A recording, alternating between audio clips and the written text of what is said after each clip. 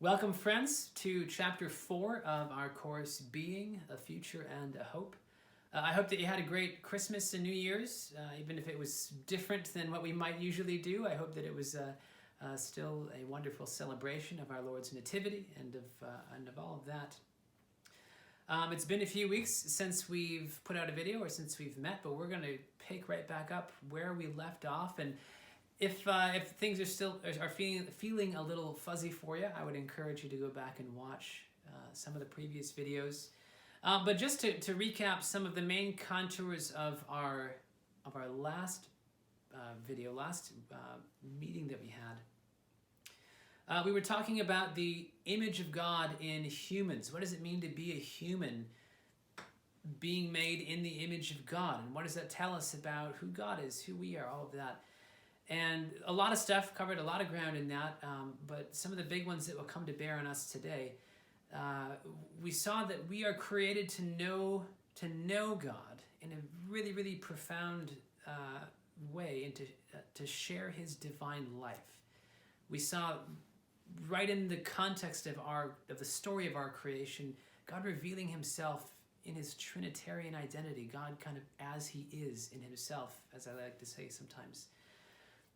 And so that identity, that revelation of God as Trinity, worshiping Him as Trinity, is baked right into our creation. It's just there. We are made to share His life. That we're both material and we're spiritual beings. We're the only part of creation that is like that. And we, as we talked about the image of God, we saw that at least one of the things that this means is this capacity for reason or for deliberation, for free choice, for self-determination in a sense. And one of the things that someone brought up at our discussion later that week that was really important, I think, is that, talking about the image of God and reason in our context can raise some questions, especially around people who have maybe some developmental issues with their brain or something like that. And that's a really good observation to make. And I just wanted to speak to that for a second. Because certainly by connecting the image of God to reason, any of those kinds of things, physiological stuff, is no bearing on that. It's not like they have less of the image of God in them. Actually, the connection between, the command center of a human being and the brain, or even the head in general, is only about 150 years old. For most of history, we've associated that command center, that sense of, choice, determination, whatever, with the heart or with some other part. And really, in Greek, they refer to it as the nous, which is, sometimes it's translated mind, sometimes it's translated heart. It really doesn't have an English equivalent, but it's something that's much more dynamic. So when we're talking about reason as the image of God, it's more than just like the intellectual process. It's not just a power of our mind as we think of it, but it's this capacity to make decisions freely and to choose the good, to choose others, to not be driven by our natural instincts, impulses, or whatever. And so God gave us that. We have that image at work in us, and we are to put that into work in joining in governing the world, in being extensions of God's own ruling capacity. God gave us the task of go, be fruitful, multiply, subdue the earth. And we saw that this was meant to be in a very beneficent sense of causing it to bear fruit, both in ourselves and then also in the world around us. And so humans have this really unique vocation of being both, again, material and spiritual, that we were meant to work the ground, but also to see it for what it is as God's good creation and to offer it back up to Him in thanksgiving, so that our whole life was meant to be this kind of unceasing Eucharist and just receiving and dwelling in, constantly choosing the life that we get from Him, because that's the only source of life that there is. So, now that we have the picture of that wonderful picture of what we were created to be in our minds, this week we're going to move on and look at how all of that comes crashing down. Now, I'll be honest, I love talking about the fall and about Genesis 3 and about sin coming into the world. I don't love that because I have some self-deprecating theological sense or something like that. But I love talking about it because, everything that happens throughout the rest of the scriptures, as we see in the history of Israel and what is going on in Jesus, if we really want to understand what that is, what God is after in our salvation, what salvation looks like, what we're made for, and what it means for me and for you to be a Christian now, that really requires us to wrestle with some of this stuff here at Genesis 3. This is really kind of the crux of things. Of course, Jesus is the crux of history, but in terms of us understanding a lot of the implications and the depth of salvation and the meaning of it, the purpose of it, really this is kind of the moment. This is where it hinges. So it's kind of exciting to talk about because it will help us to understand the beauty of Jesus all the more and of what it means for us now. So just like with last week, I'm going to give the same disclaimer that, just as image of God is this massive topic that people have reflected on for thousands and thousands of years, some of whom I read from last week and I'm going to read from again this week. Again, dealing with sin and the implications of that, the fall, what happened, it's a huge topic. And so we're just kind of poking at it a little bit and hopefully drawing out some new ways of seeing things, or at least setting ourselves up to understand how all these pieces fit together, so that when we go through the scriptures, it's not like there's all these just little bits that are there, but we see this one continuing arc of story of what God is up to. So that brings us now into the discussion on the fall. And actually, before we move into Genesis 3 and into the story of the fall itself, we need to make a quick stop in Genesis 2 and deal with a couple verses that we didn't deal with last week. So I would like you to stop the video in just a second here and go and read Genesis chapter 2, verses 15 to 17. If that's feeling really foreign to you when you read that, go ahead and read the whole chapter 2.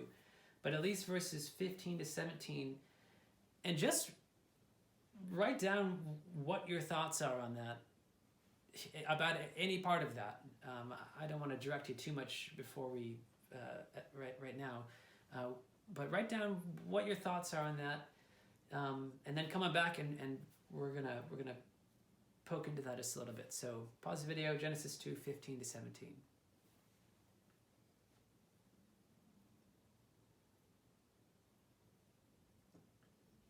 All right, so in those two little verses, there's a lot of things that we could kind of probe into, a lot of stuff that we could glean from that. But there's really just one that I think I really want to touch on, and that's on this whole business of the tree of the knowledge of the good and evil. What is the deal with this tree? Now, one of the questions that we could ask and that people have asked for a very long time, including centuries and centuries ago, with this whole business of the fall, is why was the tree there? Like, we might be able to come to grips with the fact that it's kind of around this tree that the whole sin thing happens, but why was it there? Why did God put it there if he knew that this was going to cause so much chaos? Why did he even make this law? Well, there's a lot of reasons we might be able to give for that, but I think one of them, again, talking about those folks who've been reflecting on these things for a long, long time, St. John Chrysostom answers that question in the most satisfactory way that I've ever heard. So I'm going to read from one of his homilies on this text, talking about why that tree was there in the first place. He says, "The Lord God instructed Adam in these words, 'From every tree in the garden you are to eat your fill, but from the tree of the knowledge of good and evil do not eat.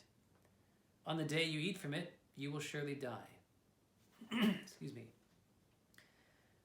God said this as if to say to Adam, surely it's not something harsh or burdensome I'm demanding you.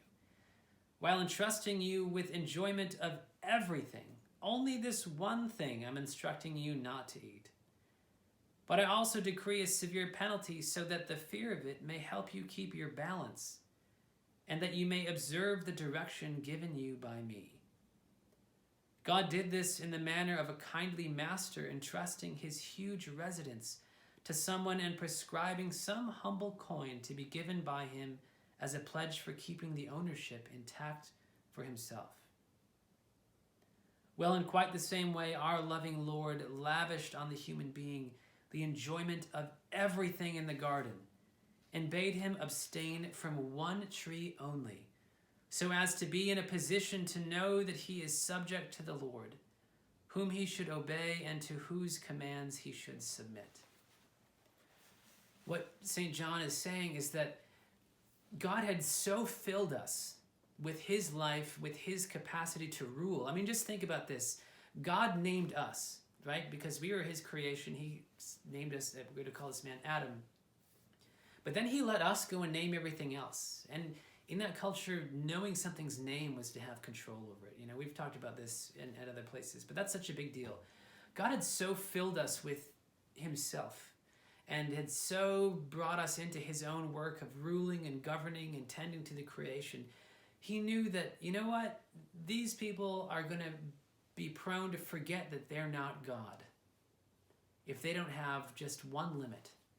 It's not going to be a big limit, just one thing. If there's one limit on them, then they know that they're not actually God. They'll know that they are created, they are contingent. It's not a burdensome limit, it's just something for them to remember that. So that's why the tree was there. St. Gregory the theologian fleshes this out even just a little bit more, where he says, God gave humans a law, meaning don't eat from this thing, from this tree, as material on which his self-determination could work. And the law was a commandment indicating which plants he could possess and which ones he was not to eat. And that was the tree of knowledge, which was neither planted from the beginning in an evil way, nor forbidden through envy. So the tree was not evil. It wasn't that there was something bad about the tree. God didn't tell us not to eat of it because he just wanted to be mean and said, well, don't do that. I just want you guys to just have one little piece to suffer. It was actually a massive act of compassion. When he says you will surely die, it's not so much a threat as it is a promise, a statement of fact, a caution, saying that when you do this, if you forget that you are contingent, if you forget that I'm the source of your life and you turn in another direction, it doesn't matter which direction. If you turn in any other direction besides me, you're going to die. You're going to cut yourself off from life because I am life. This was really an act of compassion to give us some measure of obedience. This is what it means to be obedient to him. So we see here that's maybe a little bit different than sometimes how we think of that, but it wasn't just God being like, don't touch my toys kind of a thing. It was an act of compassion, and it was something that was meant to be productive for us. And then, as we know, as the narrative goes on, then now we come to Genesis chapter 3, where exactly what God said would happen does happen. So, one more time, I want you to pause the video and go and read Genesis chapter 3, 1 to 7. Genesis chapter 3, 1 to 7, and then come on back and we'll dive into that.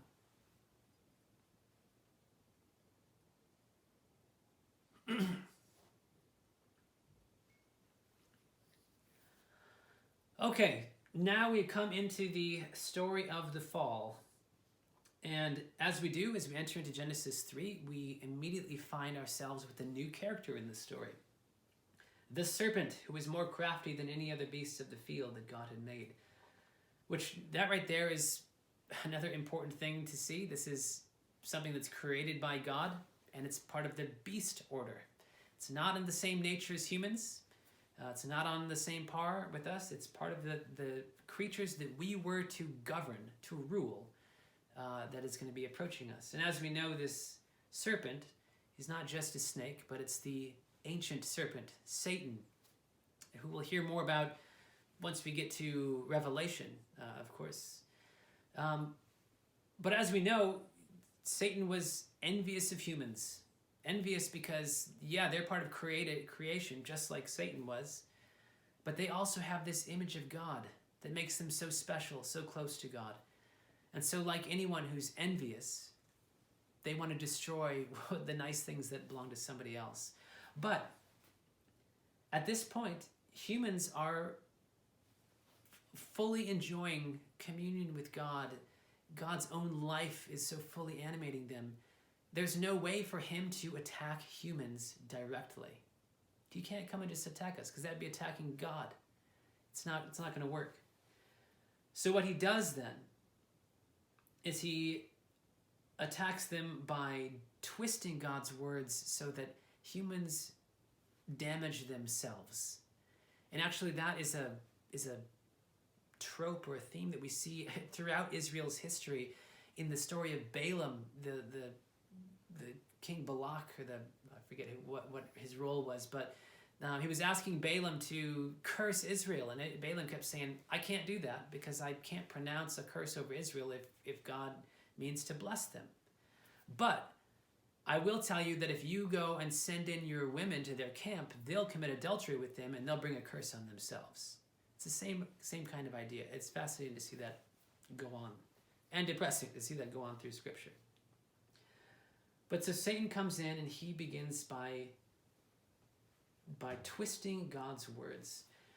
And so he says to Eve, did God actually say you should not eat of any tree in the garden?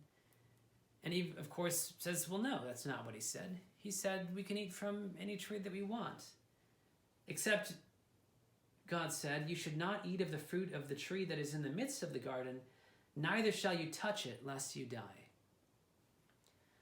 Well, the interesting thing is that is not what God said. God didn't say don't touch it. He just said don't eat it. Already here, before anybody's eaten an apple or anything like that, we see the work of sin beginning to stir. Because now Eve, for one, is on the defensive. She's having to answer a question posed to her. And two, we see that there's already this unhealthy distance that's developing because of that. Again, God didn't say don't touch it. He just said don't eat it. But now Eve is seeing how that could be a threat to her, and she's pushing it away. A little bit of self-preservation there. Just pushing that away because it's kind of a threat. And actually this whole conversation, I'm not going to read this quote, but St. John Chrysostom, who I read from earlier, he says that the original sin was not having to do with the apple. It was when Eve entertained this conversation with the serpent in the first place. Eve was meant to be again ruling this serpent. She should not even have allowed the serpent to come and ask her a question, much less to tell the serpent what God said so that the serpent could twist it.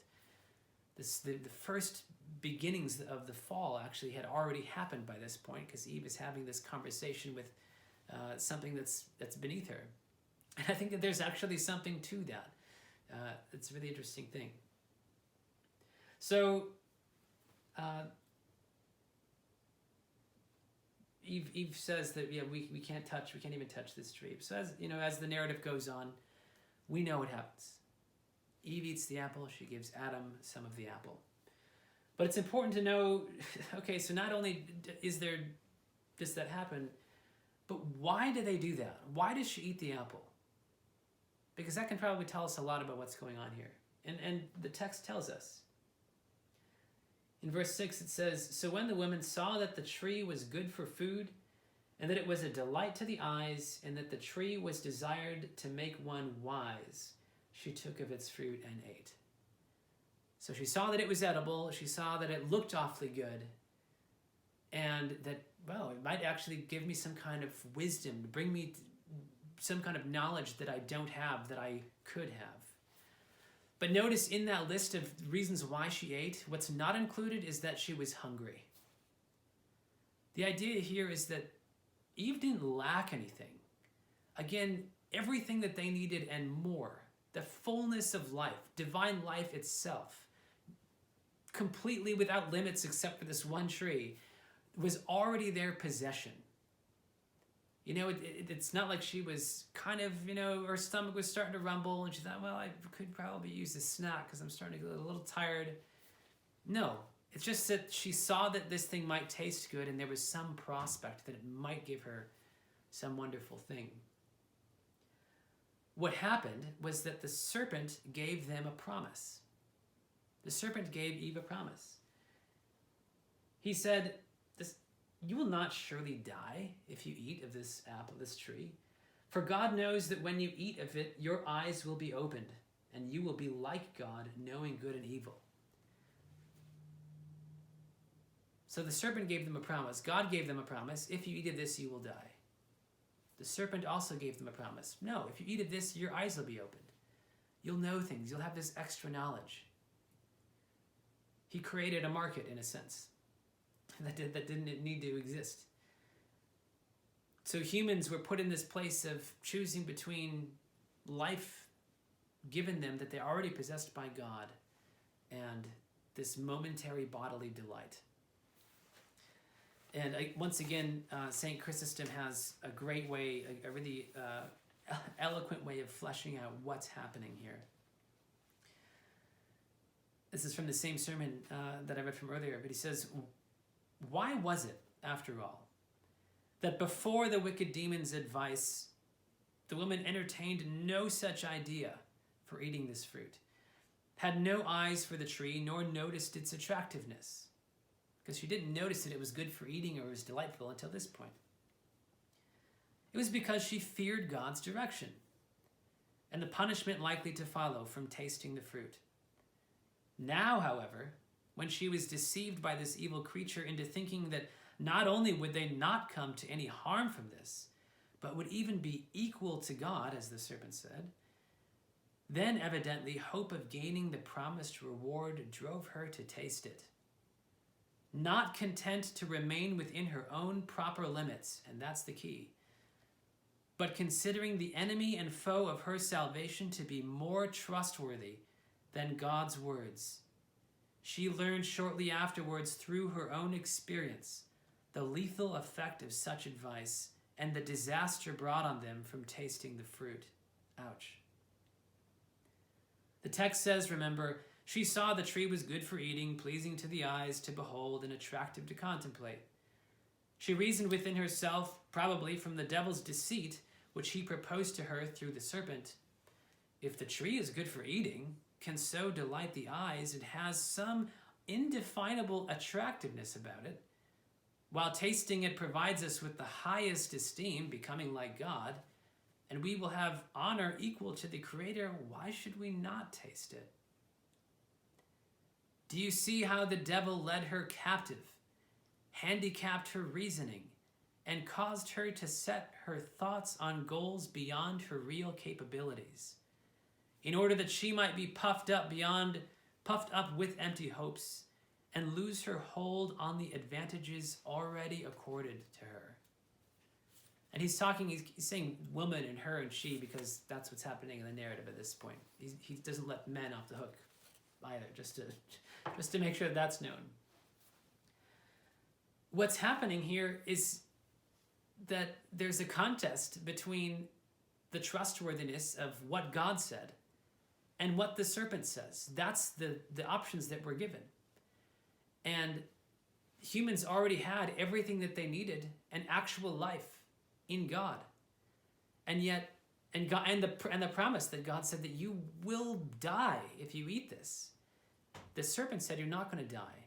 And humans said, well, I'm going to trust the serpent. That's what's happening in the fall. And so as a result, it says that their eyes were opened.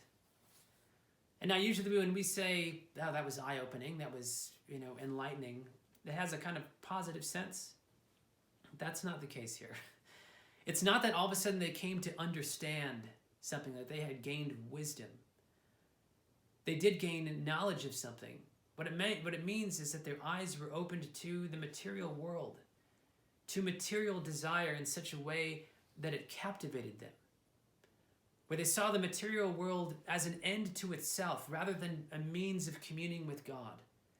Because if they saw it as a means of communing with God, then they wouldn't have disobeyed God's commandment to eat it, because then that's the exact opposite of communing with God. So their eyes were opened to this material world as an end to itself. And it wasn't that the tree had any kind of special power. This is something that St. John also draws out. But rather that eating from the tree was the symptom of this exchange that they had made, from trusting God, from allowing God to be the one who dictates what they do, whom they trust, whom they worship, and the serpent, or themselves, really. They exchanged the glory and the life and the wisdom from God for that which they could get on their own terms. And so really the sin, the fall that happened, is not about the apple as such, but it's about humans attempting to transgress their limits. It's about humans trying to be God, trying to have life on their own terms, trying to dictate, to self-define without any kind of limits. And what happens is that God became no longer God to us because he wasn't trustworthy, apparently. We chose our own selfish delights. This thing looks good. I want that. I'm just going to eat it. I'm just going to go and eat it because it looks good. We stopped being attentive to God and to receiving from God, and we instead chose to try to get things for ourselves on our own terms. And so we put ourselves then in the place of God. We tried to write our own story. We judged the options of obedience and momentary pleasure, and we chose momentary pleasure. And this has been playing out ever since. We'll get to that in a little bit. But again, this means that what happened is that we had life. We had life. We weren't hungry. We didn't need this for life. We had life. But we disobeyed life because we wanted to have it on our own terms. Yes, we are half creation. You know, we're material creation, but then we're also infused with God's life, divine life. That's what humans are made to be. It's built into us. And so in this moment, we tried to shed the creation half of that and just to have the life. And what we ended up doing was shedding the life part of that, part of ourselves. It made ourselves no different than the irrational beasts. And this is something that, man, when you read sermons from all throughout the tradition, some of the more fiery, less diplomatic ones that we give now, they hammer on this. That when we sin, when we succumb to anger or to lust or to whatever else, it's that we're making ourselves to be no different than some animal who's just governed by their base instincts rather than by their reason. And that's what's happening. And so our eyes were opened, it says. And what happened was it wasn't just that then we made God mad. Sometimes we think of sin as like, we did this thing, God said, don't touch this, don't touch this, this is mine, and we touched it, and then God said, oh man, I'm so mad at you, get out of my garden, and you're going to pay for that. Like it was just some wrathful anger thing. But rather, what happened in the fall was that something in human nature changed. It wasn't just that there was some curse pronounced over us. It was that we actually cursed ourselves in terms of we corrupted what it means to be human. Because prior, we were so fixed on God, we received everything from God. We knew that life came from God. But now our eyes are open to see this, again, to see the material world as an end in itself. We used that image of God, that capacity to decide, to not be governed by just our, the fact that an apple looks like it's going to taste good, or anything else. We have that capacity again to decide and to deliberate, to make a decision outside of instinct or anything else, and we employed that to lead ourselves into sin. So we corrupted that image of God in us. We were meant to exercise that image, to choose God we exercised the image of God to reject God. And that ended up corrupting human nature. It's kind of like putting on drunk goggles. I don't know if you ever did that when you were in driver's ed. You know, you put on those goggles and it just like, it totally distorts everything that you see. And that's what happens. That's what happened. It completely distorted what it means to be human. And what ended up happening is it made it impossible for us to know God, for us to commune with God, because now we see material creation as an end unto itself. St. Athanasius talks about that what ends up happening is that we're thrust into this cycle of going deeper and deeper into non-being. We had life with God, we had being with God, we were animated by what actually is with God. And we desire life, we desire wisdom, we desire knowledge, because that's what we're made for. We were made to know God, God being the fullness of everything. If we know God, then we know everything through God. We're made for that. And yet we corrupted our own will in such a way that it became fixated not on obedience to God, but on temporary things in opposition to God, temporary things and the life that those temporary things can give. And ever since then, we've been trying to get life and to preserve life on our own terms and with our own methods, which can sustain us for a little while, but it also cuts us off from existence, from God, from true being. And the more it's this horrible cycle that the more that we pursue this temporary life on our own terms, the farther we get from receiving life from God. The more we fix on life on our own terms, the less and less we are able to see God and ourselves. And so we're trying to have life on our own terms, and in the meantime, what we're doing is removing life, moving farther and farther away, moving towards non-existence. It's kind of like, you know, if you've ever seen a beaver dam. I'm from Minnesota, and as you might have heard, we have lots of lakes. And lakes are fed by some kind of stream and inlet, and what happens is as a beaver builds a beaver dam, well, as these sticks get piled up, that inlet gets blocked off, and eventually that lake just dries up. And that's kind of like what's happening here. We're building a beaver dam. That's what's happening, is we're pursuing life on our own terms. St. Gregory of Nyssa describes this as a poison sweetened with honey. That's what sin is. It seems like it's going to give me something, but it's actually drawing me away from what it is that I'm pursuing. And it causes this kind of infection in the human race. And what we see here then is that evil is not a substance. Sin is not the substance. It's not a separate story. When we talk about what's happening, it's not yin and yang, like good versus evil. That there's these, two stories that are at work. But rather evil, what's at work in us is the privation of goodness. It's the absence of a story. The more that we move away from God, the more that we move into nothingness, into any direction. And that doesn't work. Trying to create our own adventure doesn't work, because there is no other adventure. There is no other direction or story. There's only one story, and because God made us in his image, we had self-determination, the power of that, insofar as we could choose to stay in that or to write ourselves out of it. And we chose to write ourselves out of it.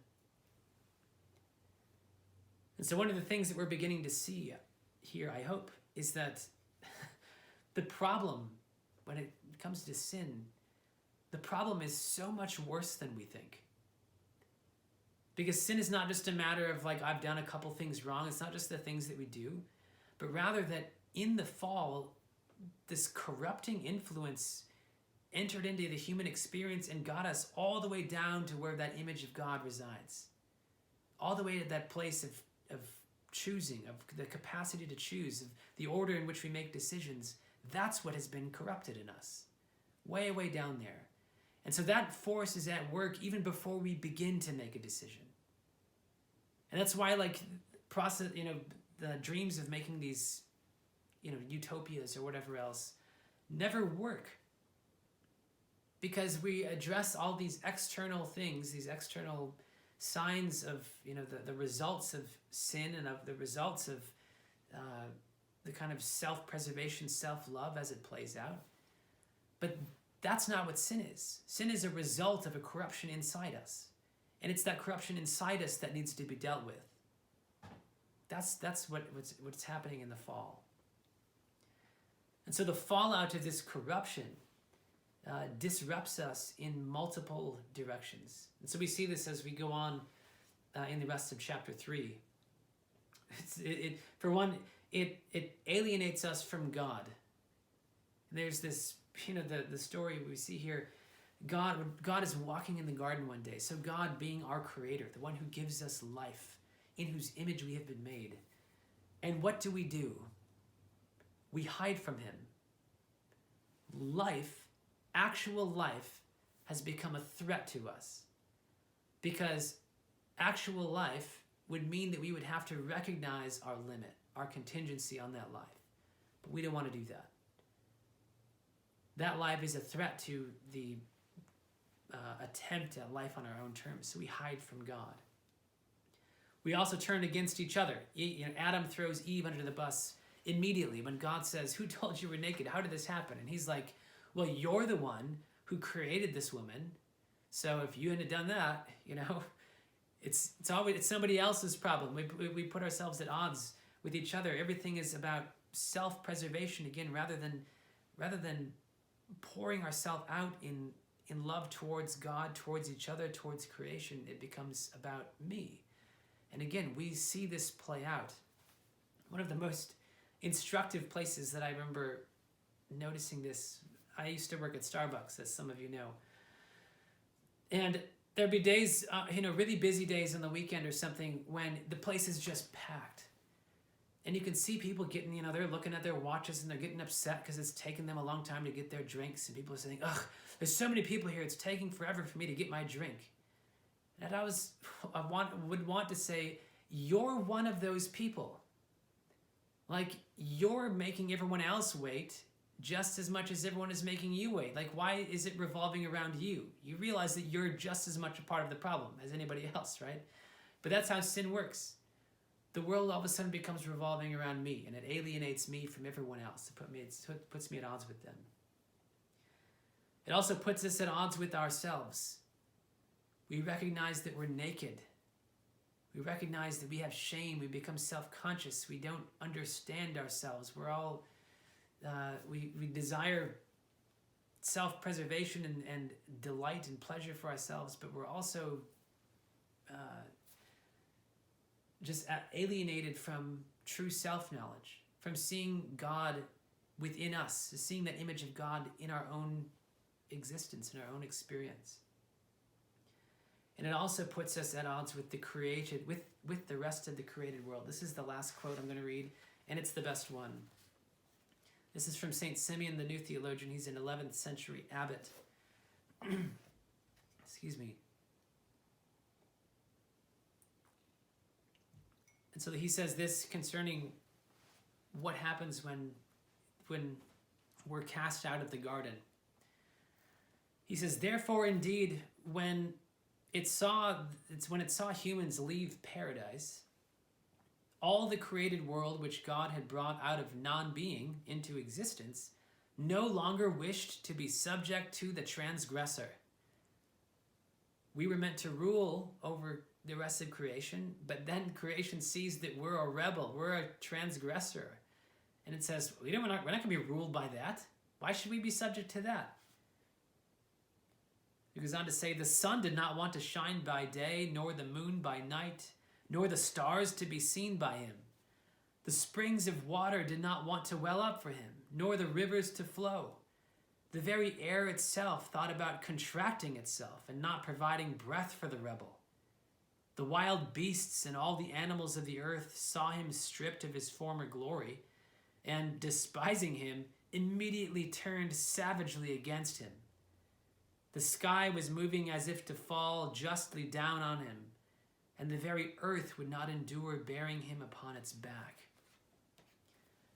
the fall had implications that span well beyond our own experience. St. Paul talks about this in Romans 8 when it says that all of creation is groaning for the revelation of the sons of God. And this is, I think, the environmental aspect of that is one that we really don't pay attention to well enough. That reconciliation, as we're going to see, we can grasp with God, with each other, ourselves is a little bit hard to understand, but it's also with the created order.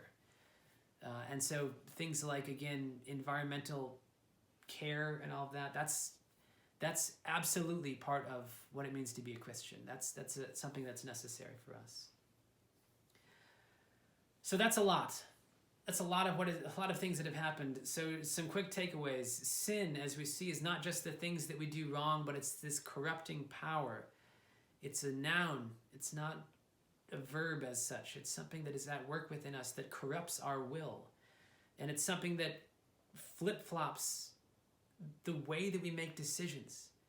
It's not just about the data points, as I say, but it's the mind that begins to process what data points there are, where we become driven not by choosing what is good, because that ability to choose has been corrupted. And so we don't even have the capacity to choose what's good on our own anymore. The highest good became satisfaction of what we desire, this kind of emotion, this passion, as the passions as Paul and Peter and the rest of Christian history will talk about. And so all this makes us turn inward in self-interest and self-love, because we become conscious of, I have the desire for life, but I've cut myself off from my life source, even though we probably don't process it like that. And so I need to get it for myself. So I'm gonna hoard things for myself. I'm gonna separate myself from everyone else and only think about myself.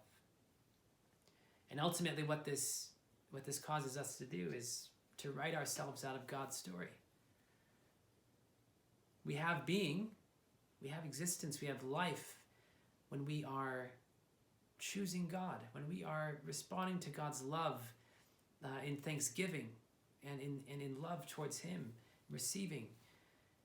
Anything else is moving away from being, from existence. It's moving from what is, God is the only thing that is, towards something that isn't. And actually, this is why we chose the title Being for this whole series, because that's what the gospel is about. Bringing us away from this, bringing us back from this pursuit away from God and away from life, back to the fullness of life. Not just some whisking us away from hell when we die, but bringing us from our proclivity to nothing back towards fullness, true being as we were meant to have it. One last bit, just kind of some application here that's not just Anglican, but it's certainly part of our Anglican life. One of the aspects of Anglican spirituality is what's called asceticism, ascetic spirituality. Ascetic means struggle. And it includes things like fasting and things like ordered daily prayer. Like, even if I don't feel like doing the daily office at one point in time or another, like, I do it as a matter of discipline. We have the liturgical calendar that continues to go on regardless of anything else that's happening in the world. But especially fasting is a big part of that. And we fast not because creation is bad and not because God desires us for us to be miserable, but because in fasting what we're doing is we're exercising the image of God in us, that ability and capacity to choose freely, just like God does, to first recognize that we're not God, that my desire is not the highest good, my immediate desire. And then to recognize that there is more to life than the material, than the temporary.